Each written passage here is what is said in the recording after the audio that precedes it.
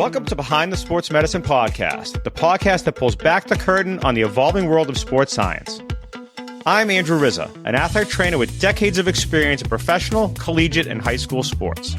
And I'm Cameron Roth, an orthopedic surgeon and a consultant for the Chicago White Sox. In each episode, we'll explore the real-world challenges and opportunities facing today's human performance professionals. Our hands-on experience is transforming sports medicine and breaking barriers through innovation and teamwork. Hey, everybody. Welcome to this week's Behind the Sports Medicine Podcast. I'd like to welcome Shaun Owen, sports science coordinator for the Boston Red Sox. Shaun's a sports scientist with the Red Sox based out of Boston. Before moving to the United States, he worked with New Zealand's Professional Rugby Union as the sports scientist and coordinator for both the Crusaders and the Canterbury Rugby Football Union. His experience also spanned the sports and technology sector and collegiate athletics and providing sports science consulting to teams and individuals worldwide. Shaun holds a bachelor's degree of science and sports science in high-performance sports from Stellenbosch University in South Africa. He earned his PhD as well in sports science from the Department of Health and Medical Science in Stellenbosch, and his doctoral research focused on position-specific demands of rugby. Shaun, welcome to the show. I appreciate you coming on. Thanks for having me, Andrew. I know it's been a while of trying to coordinate, so good to get on with you. Yeah, I appreciate it. Just to give everybody a little bit of background, so a really good friend and colleague of mine who's an athlete trainer for the Red Sox, you guys have seen on the show before, Anthony Cerundolo, works with Shaun and introduced us. We had not met each other since today, but I felt it was going to be a great conversation as I have a little bit of background in applied sports science analytics, and who better to speak to a sports scientist for our famed Boston Red Sox, world champion Boston Red Sox. And before we started the conversation, I had mentioned to Shaun that I had actually been in Stellenbosch, which for the first time this past summer, which was amazing. So we had a little bit of a conversation about that, which was great. Shaun, give us a little bit more background from what I provided about yourself to the listeners. Sure. So if I started with the studies, you touched on the key points there, but to go into a little bit of detail, I think some of them are slightly different to what's rolled out in the States. For undergrad, went through Bachelor of Science, which majors in sports science, where you're doing your traditional science topics, your maths, physics, chemistry, biochemistry, human and animal physiology. And then that's paired with the sports-specific topics of sports nutrition, sports psychology, obviously exercise physiology. And that'll run over a 3-year course. After that, you've got the option to carry on to honors as kind of your first 1-year postgrad. I chose to do high performance sports, where you start focusing on working with elite teams. On the back of that, started my master's, which after a year and a half, upgraded that to PhD. And after about a 5-year journey, finally handed that in. As far as career goes, early career over there was kind of your standard while you're doing postgrad, almost interning with the department there, lecturing, running labs, working with kind of the Stellenbosch University college team and helping them there where I can. That was also predominantly rugby focused. First professional team I went with was an internship with Stormers, which I guess is essentially a state type team back in South Africa, Cape Town. And after that, was fortunate enough to get a position with the Crusaders and Canterbury Rugby over New Zealand. That was an awesome learning experience, an opportunity to do Crusaders, which is essentially the premier competition there for most of the year, and then in the off season work Canterbury, which is again like a state team. That was great because essentially it was cramming 2 different teams worth into a single year of a 5-year period. So got to see different ways of doing things, different coaches, working with different practitioners, and it's an awesome group over there, great culture.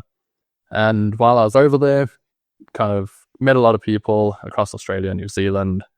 One of them, Michael Chinchosi, who I kept in contact with. And I think it was 2018, he came over and started the sports science department with the Sox. 2-3 years later, gave me a call, asked if I wanted to come help expand the department. And then I came over as a sports scientist. 2 years after that, he headed back to Australia, working, I think, with the Australian Institute now, which is an exciting opportunity leading up to their Olympics. And then I took over the department chair. Michael and I just spoke beginning of the week, and I think I mentioned this to you pre-recording. And he was a professor of mine when I went to get my applied sports science master's degree at LaSalle University. And LaSalle had tried to think of a way to try to provide the next level for their education, for their students, and especially for people like myself that are athletic trainers or even looking to expand their practice. And for me, that it just made sense to go through that and to be able to provide more for the athletes that I care for. As we see that evolving through like collegiate and professional sports over the last probably 10 years in the United States, maybe even a little less than that. But for you, being in sports science and across the other parts of the world, like you said, New Zealand, Australia, that's where it really was born, right? Is that where sports science kind of got its legs and then started to grow into the US? Yeah, I'd definitely say so. I think the Australians could probably be credited with the real birth of I guess what's become modern sports science. I think as far as classical sports science, the things of foundational knowledge, scientific principles, like basic periodization, those things have been around for a while. And I was actually quite an eye-opener going over to the UFC. Their sports science coordinator is a Russian guy, and he was talking about universities that they've had for 150 plus years that have focused specifically on sports science.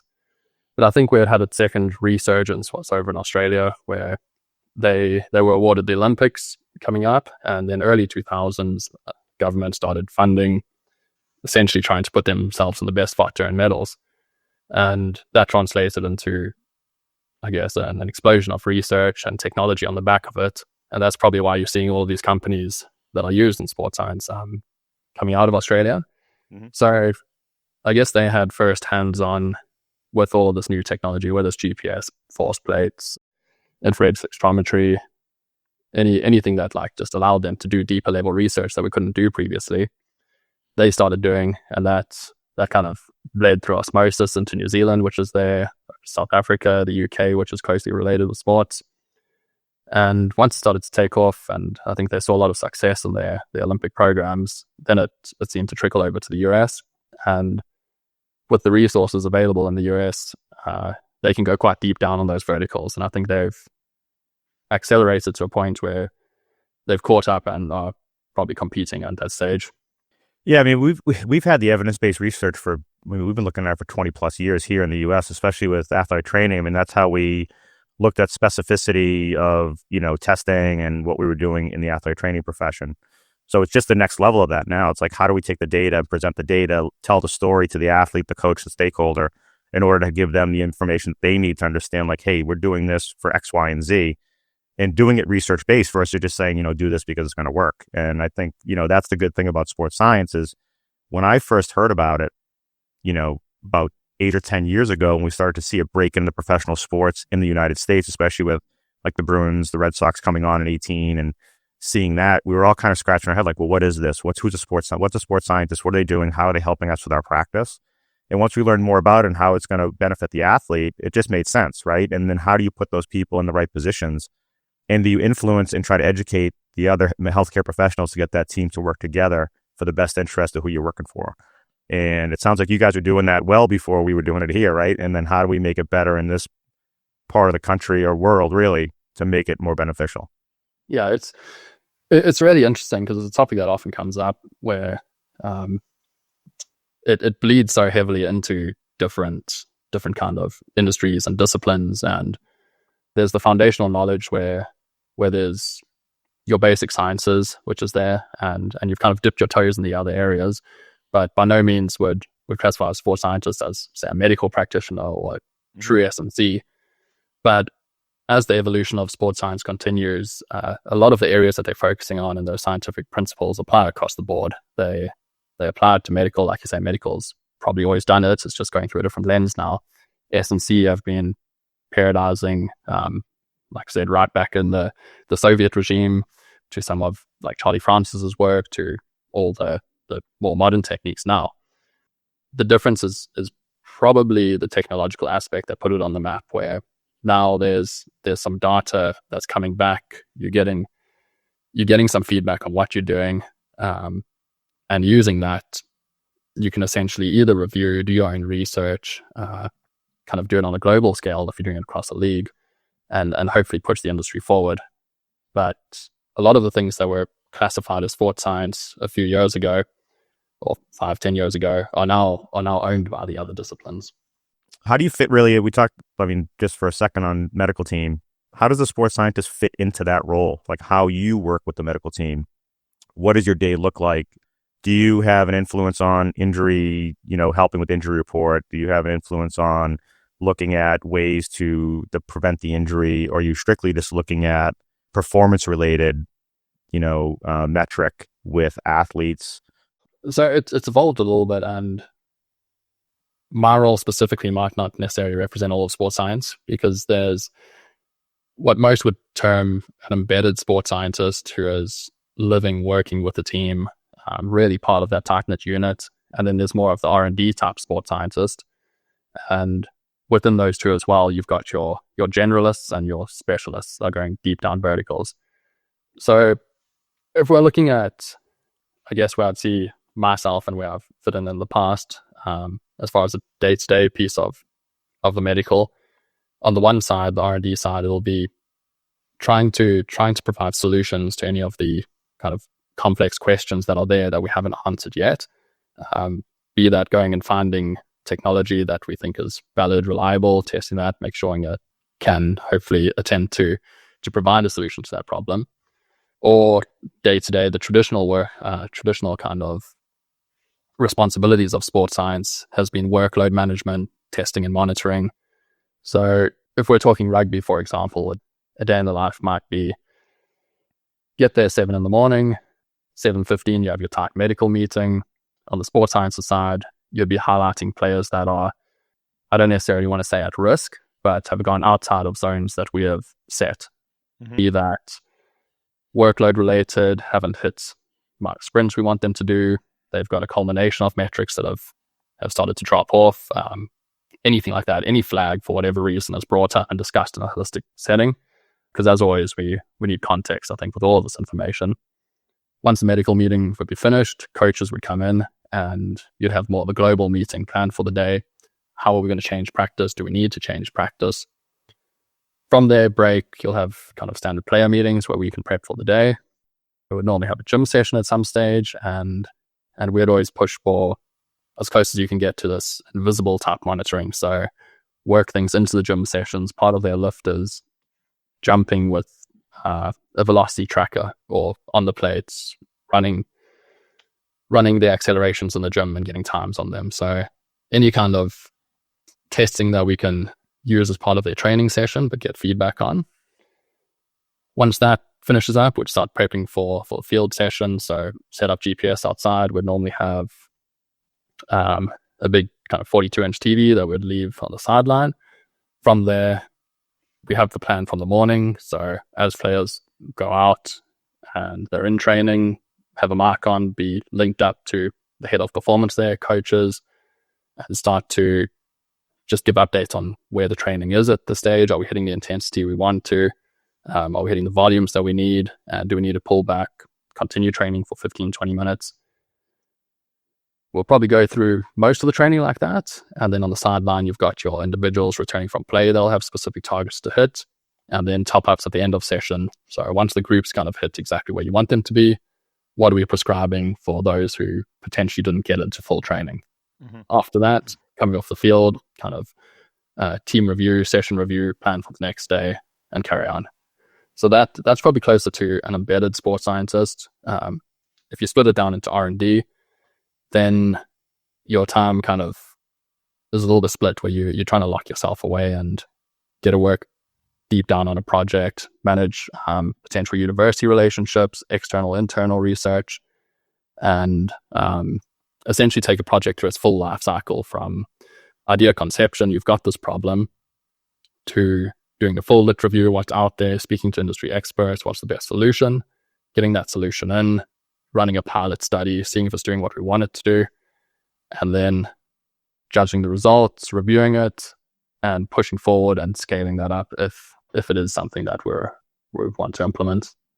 That's a fantastic explanation. And I think for the listeners, just to give them a little bit more clarity, for training, they would be, either GPS tracked, wearables, or a ring, Whoop, whatever that may be, to make sure that they're performing at the level you would like them within the thresholds. And the thresholds could be as simple as you have red for your above threshold, yellow, you're, in the between, and green, you're actually perfectly fine, to one, look at performance related metrics, and then maybe, looking more along the lines of, hey, if we're trying to simulate game situations in training to get them to performance levels, we need to be able to make sure that we're watching them as far as injury prevention.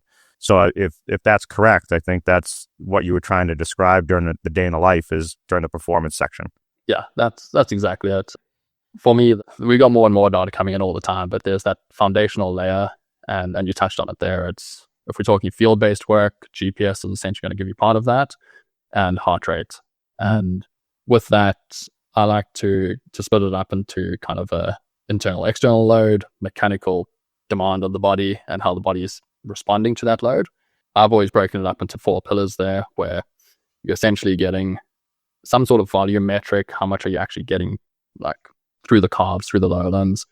And this is obviously sport dependent, but in rugby, it's one of the bigger ones. Soccer is similar. So volume metric, some sort of acceleration metric, so a descriptor of that volume, that heart rate internal response, which is normally some form of a trimp, and lastly, just high speed exposure. How much do you end up looking at? Well, two things. One, heart rate variability with an athlete to see whether or not they're performing at their level. If that's a metric you can grab out of what you're using for a tool, but also sleep performance, because sleep's a big one. If they're not getting the sleep, they're not recovering, they're not performing, and then they have a higher rate of injury. Do you guys end up looking, as a sports scientist, do you look at that? That's something I do look at. It's quite well established in, I think, endurance-based sports where you've seen a number of papers now using traditional periodization versus HRV-based adaptive periodization. And a lot of the time that HRV-based periodization outperforms traditional periodization. It is quite unique to endurance because you are doing these long, you're going to be on the bike for 3 hours, or you might be in the pool, or whatever it is. But I do think that there's crossover there, and I am a fan of heart rate variability, where I think it provides a holistic picture to how the body is responding. What you do with it is probably the challenge. Sometimes we want to see a significant flag there if we are going through an overreaching block. But I do think it does give that kind of tell-all, everything going in. How is the body coping with this? It's a bit of a double-edged sword in that way, where you don't necessarily know what's causing it, but you do have that output. And what ties them so closely with that is sleep.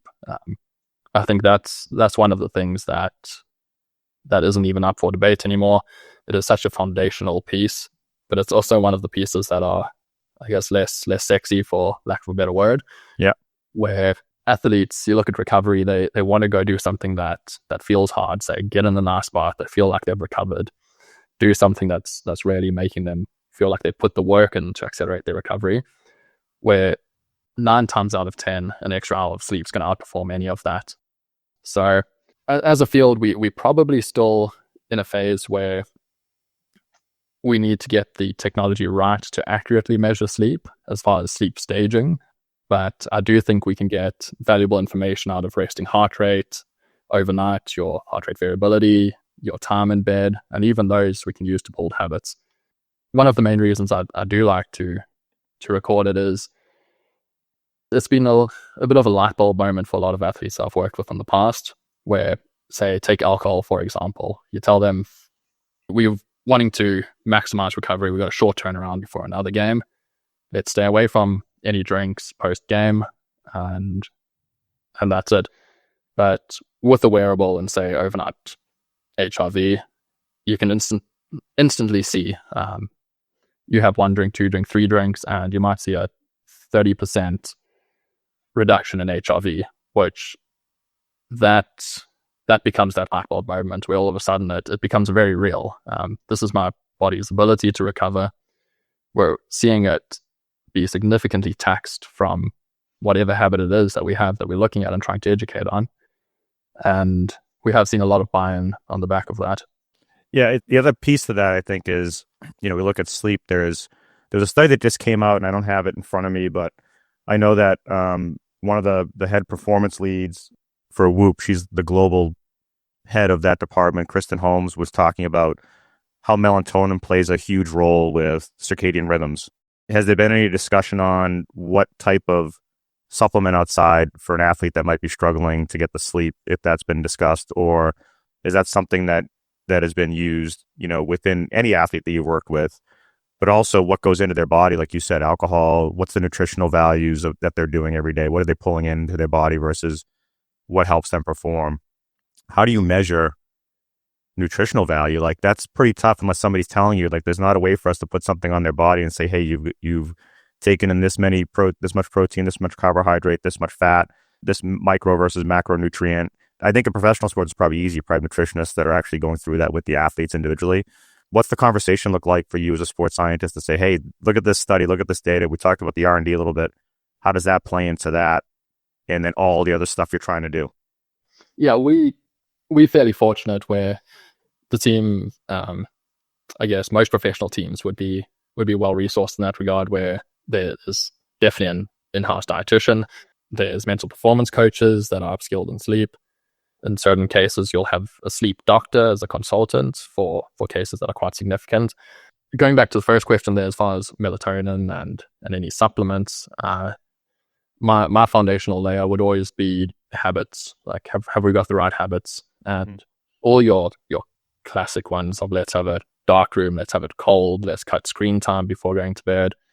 That would be your best case ideal scenario before touching anything else. I think in professional sports, it can be challenging, especially baseball.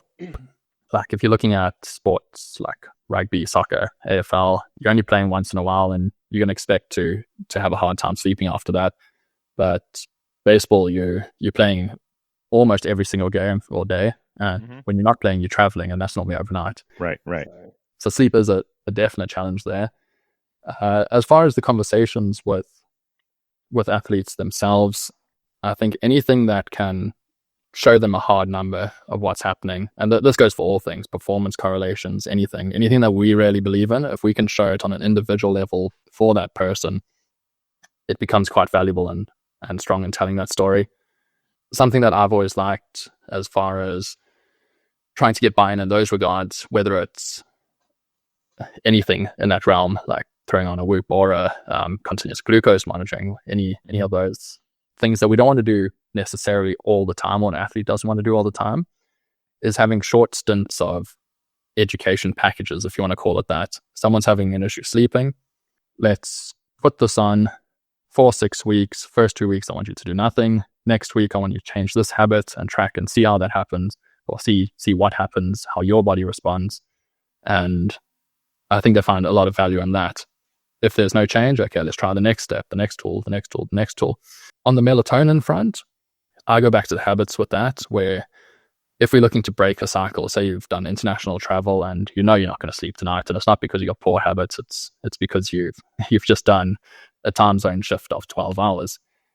Then I think there's value in like a 1 to 3 day use of it to get you back into that routine. As a once-off once in a while, I think it's good. I don't like the idea of having it as a crutch to get to sleep. You don't follow those foundational habits and you use it to try to get to sleep. I don't think that's necessarily sustainable long term. Yeah, I'd have to agree on that. If you haven't seen the study, I'll shoot it over to you after. I got to dive a little bit more into it and see what their population, who they were, and what they truly were looking at in the study. I feel like with anything else that we're doing in our profession, we do a lot of assessing of our athletes. And there's tools that we use to come to a proper assessment. So for instance, like if we see someone that comes in that thinks they've had a head injury, we'll evaluate them, and we have certain tools we use to assess and confirm or deny the injury. We use that tool to give us the data that we need to be able to back up our objective findings. But I think one of the things that we have to rely on the most is understanding who the athlete is and knowing the athlete. And that gives us the best indicator, yes or no, if something's going on with them. And we talk a lot with physicians and colleagues about this. And I feel like you're kind of in the same boat where, you talked about devices and uses. I would think that you're relying a lot on your understanding of who that athlete is to see if they actually are performing to the level they're performing at, and using the data to present to the stakeholders that maybe don't know the athlete as well to understand, like, hey, how are we going to get them to where they need to be? So for instance, if we just simply take sleep in international travel or sleep cross country, you may see somebody, if they're able to wear the device and monitor them, and they're showing up at a threshold, but their performance is still where it needs to be. That person just could be showing data that may not be specific enough for them as the athlete versus somebody that could be in the yellow and doesn't perform as well with their sleep. So I think it really probably comes down to knowing the athlete more than not and using the tool to help provide information if you're not getting what you need. Yeah, I think that's bang on, and that's kind of where the industry's gone now. If you look at, so I'm not sure if you're familiar with Martin Buchheit, but he's, I guess, relatively famous in the sports science circles and released an article recently about the evolution of sports science and how it's gone. And he kind of termed it as sports science 1.0, which is what we were talking about earlier, like all of the foundational type research that's been going on for years in different disciplines.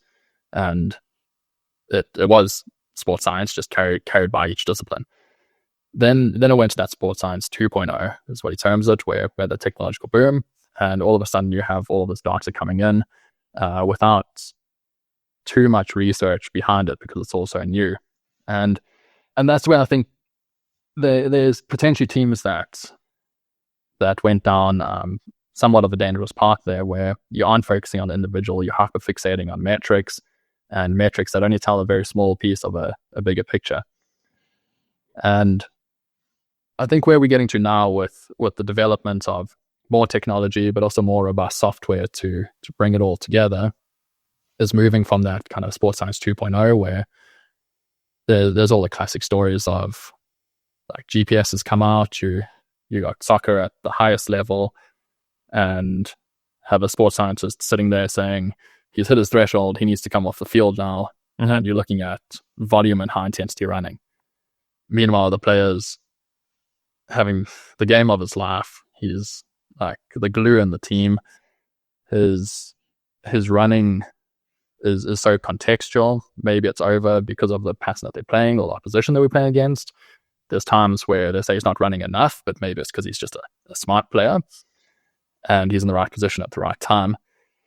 So I think we're starting to move away from that as a field, where we got this tool, and I guess you got this, all you've got is a hammer and everything looks like a nail, and you're just making these same kind of decisions based on this one singular metric, where it eventually takes us to that sports science 3.0, which I think we're hitting now, where we're really starting to have valuable impact. But the result of that is almost pulling back our recommendations in a way, where we're going from this kind of data-driven, evidence-based, whichever way they like to term it, to more of a data-informed, where we have this, but we realize it's only accounting for 50% of what we're trying to do. The other 50% needs to be a contextual kind of collaboration across all the stakeholders in the different departments. And that's probably going to put us in the best position for that one single individual. Yeah, I mean, I agree 100%. I think, it's understanding the behaviors, changing the behaviors, and using the tools to be able to help you to get to that spot, right? So we, as I alluded to earlier, concussion, we would, 15 years ago, 20 years ago, we were dealing with it different than we do today. We were always, hyper-focused on the metrics, and if we had someone come in and the metrics were off the board, like they were off the chart, we're like, no, we can't exercise you, we can't do anything with you.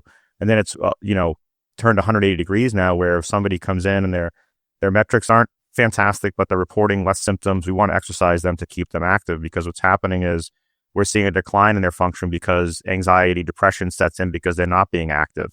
So you have to know the athlete. I mean, just our practice has changed, tremendously from the R&D side of it, what we're seeing with our athletes, how we know our athletes. And it's the same thing with the sports science, where, like you had said, we were looking at the metric, we were looking at the data, and we were really hyper-focused on the data. And that athlete may be at threshold, but they're saying, hey, I feel awesome. Like I'm having the game of my life. Like, what are you doing pulling me off the field?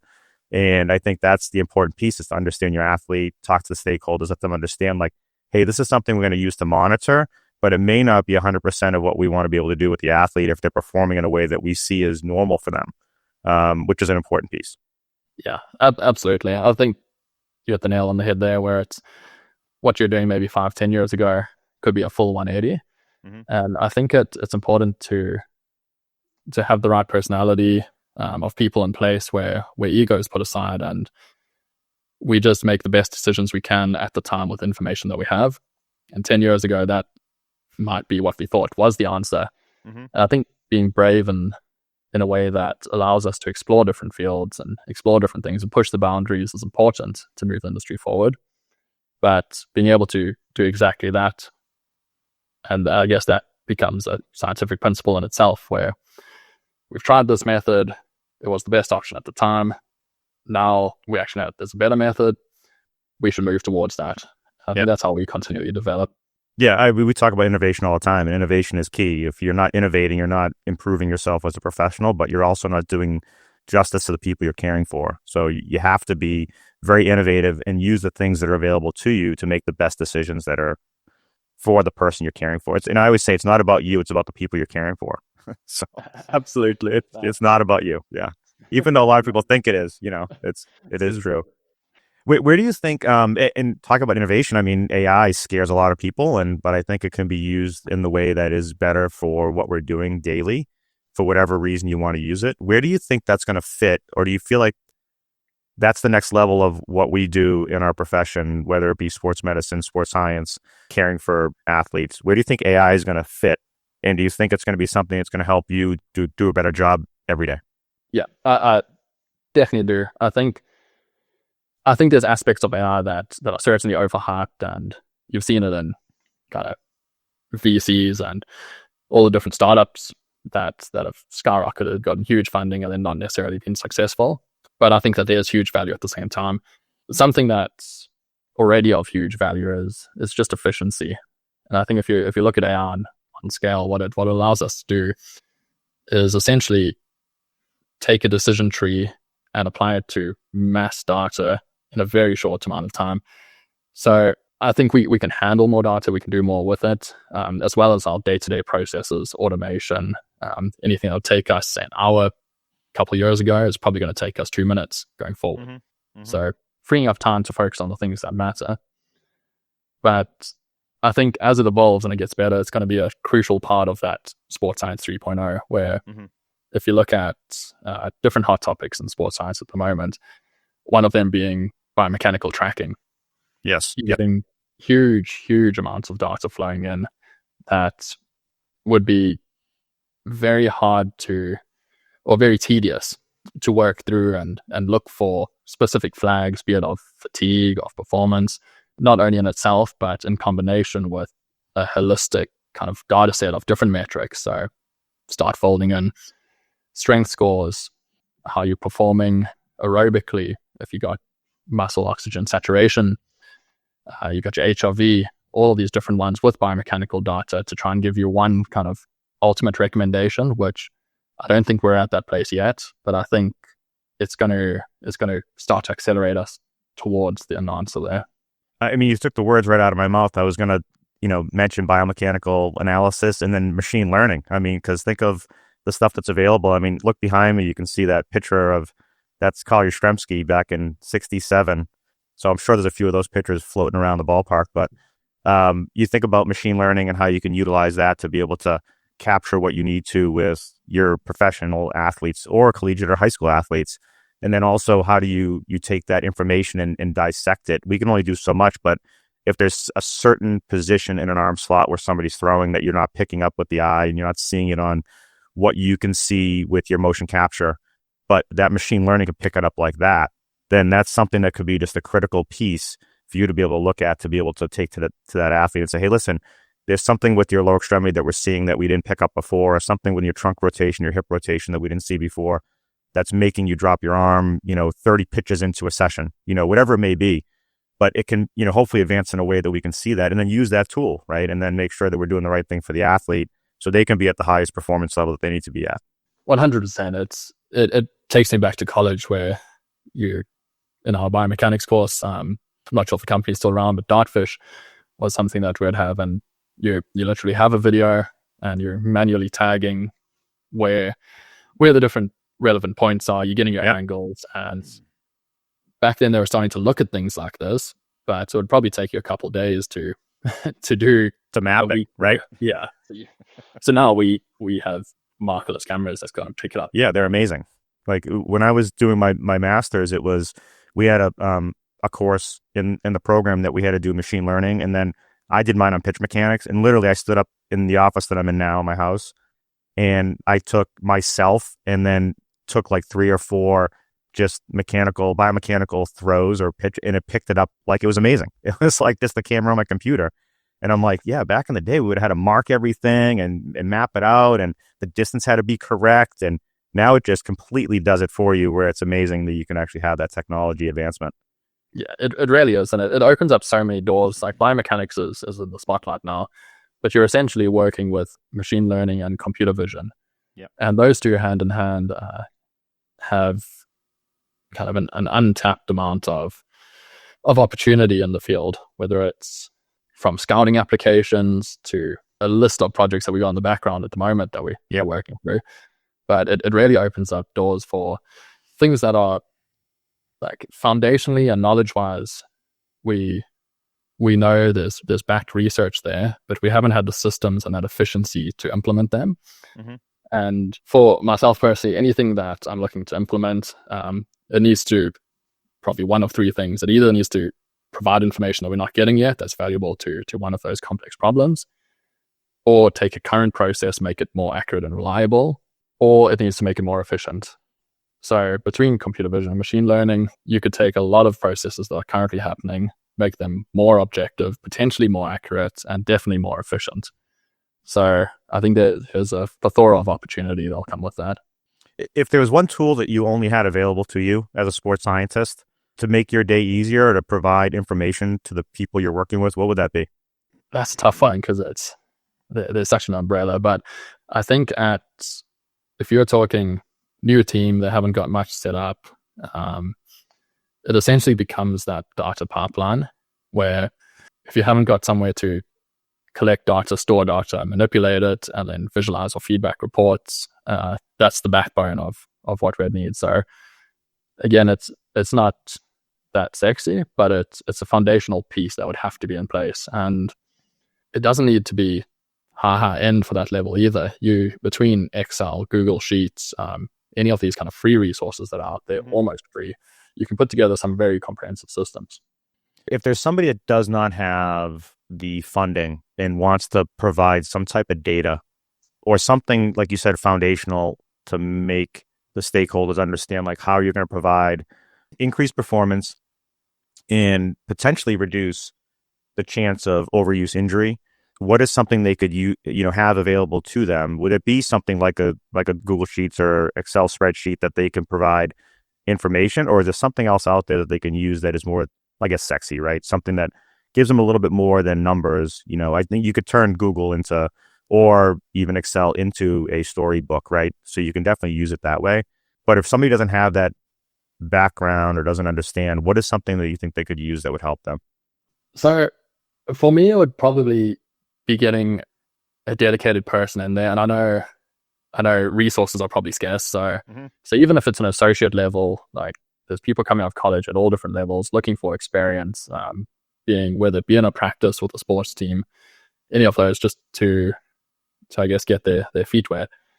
They normally come out with so much energy and they want to sink into building these kind of things. So I normally go there's a bunch of technology, but I'm always people before technology. So if there's any funding whatsoever, even if it's on a low level, or even if it's giving them like clothing and just making them feel part of the team and experience, it would be getting someone in there that can do it. And then they probably would hopefully come with that skill set where, say it's between Excel and Power BI, both are basically free. And there's still some professional teams in NFL, NHL, and Major League that rely on those two systems. So it's essentially how much time you invest in it. And as far as providing value to stakeholders, I guess it depends on the stakeholder that you're talking to. I think the immediate staff that are there will hopefully see value in reports that are produced, flags, things that they're not necessarily seeing with the eye, like you mentioned earlier. And again, if they're resource scarce, you don't necessarily need a whole lot of technology. Something like RPE has been shown to perform on a lot of our workload measures at a similar level quite often. And again, that can be captured through a Google form if you wanted to, or some on a clipboard. But there's that aspect of kind of putting a system together, helping to give insights that aren't necessarily there at face value. But then there's also kind of the R&D side of things, where if we were looking at something that takes time of the practitioners that are already there. So say we're talking soccer, and a lot of the research has looked at groin strength, adduction, abduction ratios, relative to body weight, and the general thought there, and across a lot of, I guess, the lower body muscles and injury, is that in general, if you're weaker, particularly relative to body weight and relative to the population that you're with, you are on a higher likelihood of injury. Mm-hmm. So being able to take a process like that, and in our example, say you've got 200 athletes if you're at a school, you might have something similar, and take all of your baseline testing, look over it, do somewhat of an internal research study, see if the injuries, you probably wouldn't have enough power to truly link this to injury, but is it passing the sniff test as far as we're doing this test? It's either capturing or not capturing a large group of injuries that we're expecting it to. If it's not, should we still be doing this? If it is, then you move on to the next level, which is we're doing this intervention. Are we seeing the metric that we expected to increase? So I guess essentially it comes back to having a person there to drive all of this. Mm-hmm. And at the resource scarce level, it often comes to internships and associates. Yeah, I think you kind of said it best. I think the easiest thing is, and it's easy to grab, is RPE, and you could throw sleep in, right? And then how do you look at that over time and see? So you could take RPE, sleep, take this one soccer team and follow them, pick where the injuries happen. So if an injury happens and that person's sleep was 5 hours last night and their RPE felt like they were at an 8, try to track that and see what happens and see how we can predict what injury is going to look like. So it's pretty simple to have them fill it out on their own and just do a Likert scale for them and have it so it's simple, right? Yeah, absolutely. One of the professional rugby teams I worked with, we still put a laptop up there in the gym. Lots of colleges did it at the time. Have Excel with kind of basic VBA code where you come in, there's a sliding scale, select your name from a drop down. How are you feeling physically? How are you feeling mentally? How was your sleep? Yep. Do that, carry on. And just from that, like you say, the interrelation between those 3 points, as well as each one in isolation, provides a lot of value. Yeah, and if it's a practice day, hey, how can you modify practice today to make sure that we don't set you up for failure for tomorrow's contest, right? So I think there's some validity there. I think it'll be an interesting study to do to kind of see how that works out, even male to female soccer teams, or, if you have a track team that's in the same season, how does that look? Because I think the average, and I could be wrong with this, I think the average soccer player at a level of high school and above probably runs 7 to 9 miles in a contest if they're playing, 80 or 90 minutes, depending on what they're playing. So it's a lot of activity if you think of them playing 5 days a week between practice and games. So how do you measure that and show it to, again, the stakeholders to say, hey, where can we modify here to reduce one injury during the week in practice, but have the performance level high enough for games that you're getting the most out of your athletes? Yeah, absolutely. I think that there's 2 layers to that, or 2 levels, where there's the day-to-day. I think any of that is a flag for conversation, where a conversation that might not have been had. So on the day-to-day, you can go in and look, you flagged this, and there's a conversation around what happened and an action on the back end of it. Mm-hmm. What do we do? And I think the number of changes there, you can certainly pass on stakeholders. I mean, I think there's a second layer of zooming out and how athletes trending. So as we go through a season, like I say, they're playing multiple games where they're running 7 to 9 miles, throwing training there, and you can quite quickly pick up deviations from their norm. Are they trending into a negative spot? And take action in that regard to try and get them back on track. And all of those become quite powerful messages to sell, because it's no longer just my opinion of this guy's dropping. This is a somewhat objective data, even though subjectively captured, but directly from the athlete. We've been able to intervene. He's back on track. He'll play hopefully the rest of the season. Yeah, and I think it becomes harder with high school athletics because you've got to deal with, well, even collegiate too. You're dealing with a full day of cognitive function as a student. And then you have to throw in, okay, what do the nutritional values look like during the day? Are they eating breakfast, lunch, dinner? Are they hydrating enough during the day? Then you throw a practice or a game late in the afternoon. And then when they go to bed after they do homework, what does that look like? So it's definitely more daunting. And then on top of that, you have some athletes that are playing in a club sport too, on top of their regular high school season, which is, to me, I don't know how they do it. It's completely bananas. So if you fast forward and jump to a professional level athlete, they have training, they're training a bunch of times during the day, and then they have travel and they have, contests. But cognitively, they can kind of check out and they're not learning. I mean, they're learning probably physically how to get better, but they're not in the classroom learning. So I think you could pull that piece away from it. Yeah, it's definitely a massive cognitive load that goes with that. And like you say, at the professional level, you have a lot of things given to you on a platter. You have a buffet of food at any time you want it. You've got everything given, your transport, your accommodation, most of that's sorted. You're not worrying about too much. You're freeing up the mind to actually play. The one thing I do like about RPE that starts to fold into that is it's similar to HRV in the way that it's somewhat of a catch-all metric. Mm-hmm. So the nice thing is you could apply RPE to professional level as well as kind of that collegiate or school level, and it becomes relative to that individual. Yep. So I do think there's some power in that, where they definitely have these different stresses that are feeding into it, but at least those stresses are consistent for them. Yeah. And you hope that if you're doing something with RPE, that they are being truthful on how their RPE is. So they know that what's the outcome of me providing this number day to day, right? Physically, mentally, and in the sleep piece, if we're putting that in there. But, and is that them understanding why we're doing it? To one, we want to increase your performance, like let them understand that, and to make sure that we can keep them out of our office when they get injured. So I think that's an important piece. You said it there. It's essentially creating buy-in through education. And yep. And I think if they know what we're going to do with the data, and it's there to support them, because essentially professional sport, college, different development levels are slightly different, but we are most of the time wanting to win. We're trying to keep the athletes healthy, and that normally goes in tandem. If they're not going to be on the field due to injury, it's probably going to cost us performance-wise. So I think as long as they understand it's in their best interest, both for their performance and health, then there's some buy-in that comes with it. Yeah, 100%. To close out today, again, thank you for coming in and doing this conversation with me. I think it's a very valuable one, and I think we've kind of talked a lot about what our peers and also listeners that are looking into what sports science is or want to get into a career of sports science can listen to and understand a little bit more about it. If somebody wants to learn a little bit more about it, what would you suggest to them on trying to find more information about sports science or how to link it into their career? How would you steer them?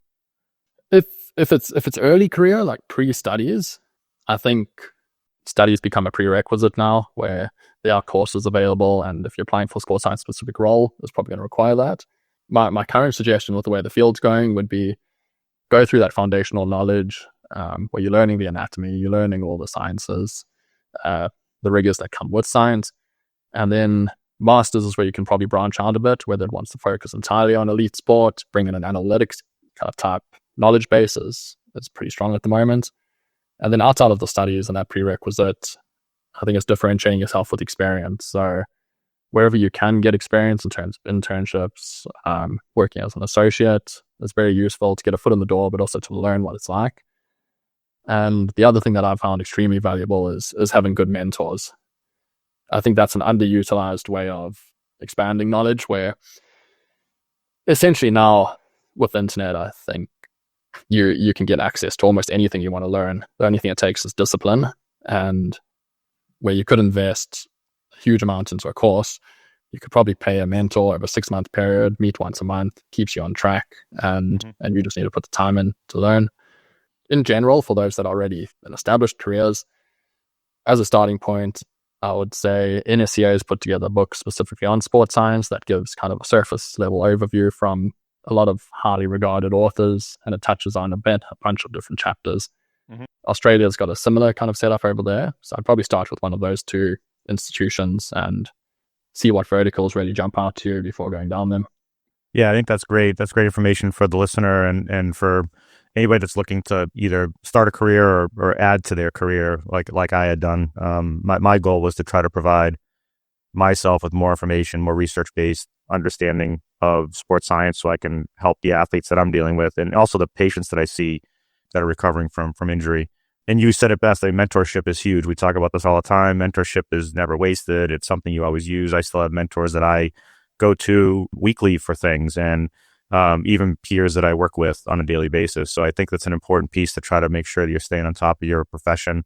And then also, doing the best we said it before, like it's about the patient or the athlete. It's not about you. So trying to be better at what you do is important. Yeah, absolutely. Player-centric before all else. So what do you do outside of, what's your like enjoyment outside of looking at data and numbers and being buried in a computer? What's your fun go-to? Outside of that, I've always enjoyed sport. Probably not surprisingly. used to play. Well, I grew up on rugby, but switched over to Aussie rules when I was in New Zealand and quite enjoyed that. Looking to get back into that in Boston. I know there's a local Australian kind of group and team that plays here. Mm-hmm. Otherwise, recently got into rock climbing and thoroughly enjoying that. My fiance and I have a gym just up the road. I think it's a 2-minute walk. So that's great. So that's the current challenge at the moment. Yeah, well, that's good. I mean, you got to get out and do other things besides what you are buried in week over week. In this phase, we shift more towards that R&D layer. So we have projects in preparation for next year, but it's certainly not as intense as the heart of season. Yeah, that's great. Well, I appreciate the time that you put into today, and I hope we can keep this conversation going and bounce things off each other down the road. Awesome. Thanks, Andrew. Appreciate you having me. Thank you. I appreciate it.